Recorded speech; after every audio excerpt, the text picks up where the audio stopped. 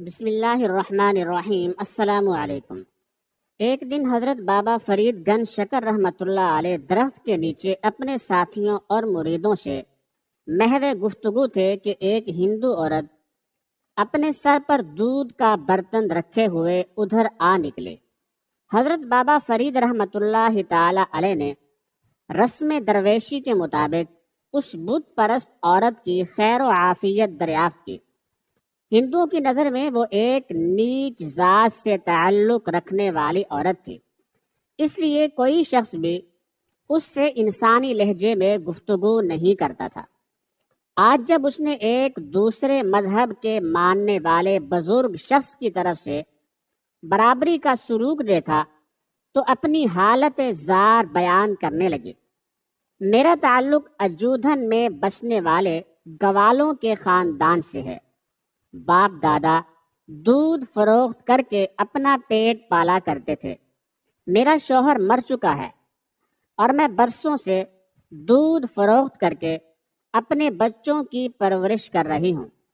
پہلے زندگی پرسکون تھی، مگر کچھ دنوں سے ایک عجیب و غریب مصیبت کا شکار ہوں۔ یہ کہہ کر گوالن عورت ادھر ادھر دیکھنے لگی جیسے وہ کسی سے خوف زدہ ہو۔ حضرت بابا فرید رحمۃ اللہ علیہ نے عورت کی ذہنی کشمکش کو محسوس کرتے ہوئے فرمایا، تم بے خوف و خطر اپنے دل کی بات کہہ ڈالو۔ ہم لوگ مسلمان ہوتے ہوئے بھی تمہارے غم گسار ہیں۔ ہمارا مذہب دنیا کے ہر مظلوم کی حمایت کرتا ہے۔ حضرت بابا فرید رحمۃ اللہ تعالی علیہ کی شفقت اور محبت کا مظاہرہ دیکھ کر ہندو عورت نے وہ راز کہہ ڈالا جسے بیان کرتے ہوئے اس کی زبان کانپ رہی تھی۔ کچھ دن سے ایسا ہو رہا ہے کہ یہاں کے چند جوگی اور جادوگر مجھے پریشان کر رہے ہیں۔ وہ روزانہ مطالبہ کرتے ہیں کہ سارا دودھ انہیں دے دیا جائے۔ کچھ دن تک تو میں نے ایسا ہی کیا، مگر جب ان سے دودھ کی قیمت طلب کی تو جوگیوں نے بڑی بے رحمی سے جواب دیا کہ وہ لوگ جو چیز خریدتے ہیں اس کی قیمت ادا نہیں کرتے۔ میں نے آئندہ دودھ دینے سے انکار کیا تو وہ لوگ شوق یعنی بد دعا دینے لگے کہ اگر ہمیں دودھ نہیں دے گی تو تیرا دودھ اس قابل نہیں رہے گا کہ کوئی دوسرا خرید سکے۔ میں نے جادوگروں کی اس دھمکی کو کوئی اہمیت نہیں دی اور واپس چلی آئی۔ پھر جب دوسرے دن دودھ فروخت کرنے گاؤں گئی تو میری حیرت کی کوئی انتہا نہ رہی۔ دودھ کے تمام برتن کیڑوں سے بھرے ہوئے تھے۔ میں نے اسے اتفاق سمجھا، مگر دوسرے دن بھی یہی واقعہ پیش آیا۔ مجبور ہو کر میں دوبارہ ان جوگیوں کے پاس گئی اور ان سے رو رو کر التجا کی کہ نصف دودھ وہ لے لیں اور باقی میرے بچوں کے لیے چھوڑ دیں، مگر ان ظالموں پر میری گریہ زاری کا کوئی اثر نہیں ہوا۔ پھر ایک دن ان جادوگروں کے چیلے میرے گھر آئے اور بڑے سفاکانہ انداز میں کہنے لگے، گرو کا حکم ہے کہ اگر تو ہمیں دودھ فراہم نہیں کرے گی تو پہلے تیرے سارے جانور مر جائیں گے، پھر ہم تیرے بچوں کو اپنے قہر و غضب کا نشانہ بنائیں گے۔ تو جن بچوں کی خاطر در بدر بھٹکتی ہے وہ کچھ دن بعد اس دنیا میں نہیں رہیں گے۔ آخر بچوں کی محبت نے مجھے مجبور کر دیا۔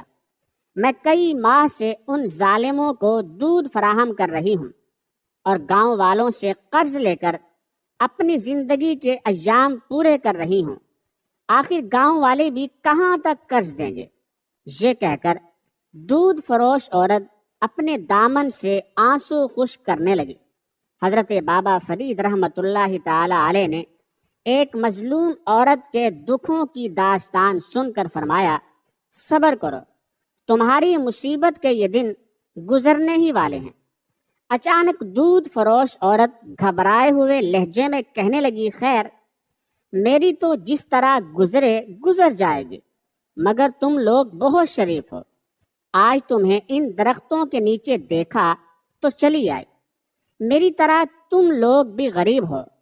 میں تمہیں یہ بتانے آئی تھی کہ کہیں وہ ظالم جادوگر ادھر کا رخ نہ کریں اور پھر تم ان کی جفا کاریوں کا نشانہ بن جاؤ۔ عورت کی سادہ دلی قابل دید تھی۔ وہ اپنی پریشانیوں کو بھول کر درویشوں کو جادوگروں کے ممکنہ اقدام سے بچانے آئی تھی۔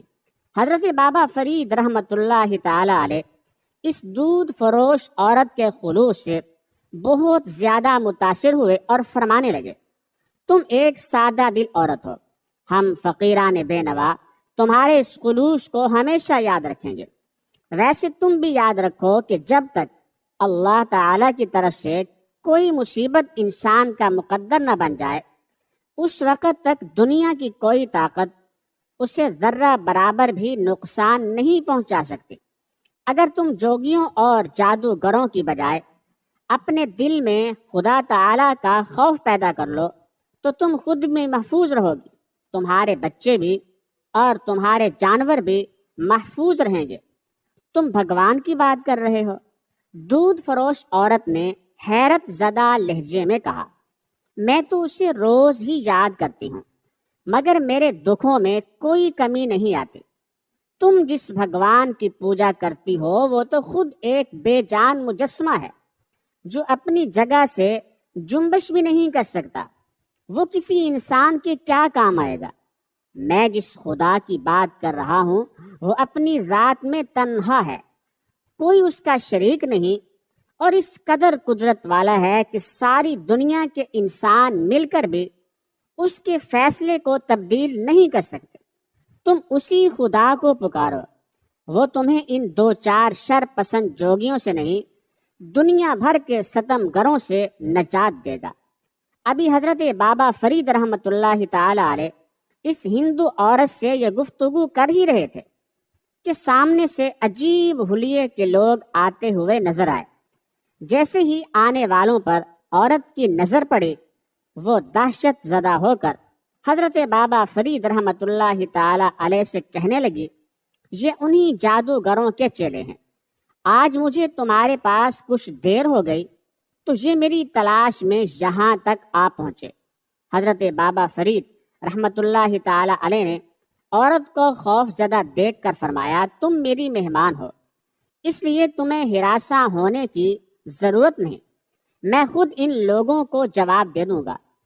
جادوگروں کے چیلوں نے آتے ہی غیظ و غضب کا مظاہرہ کیا اور قہرناک لہجے میں عورت سے کہنے لگے، تو یہاں آرام سے بیٹھی باتیں کر رہی ہے اور گرو جی دودھ کا انتظار کر رہے ہیں، آج تیری خیر نہیں، اسے میں نے روک لیا تھا۔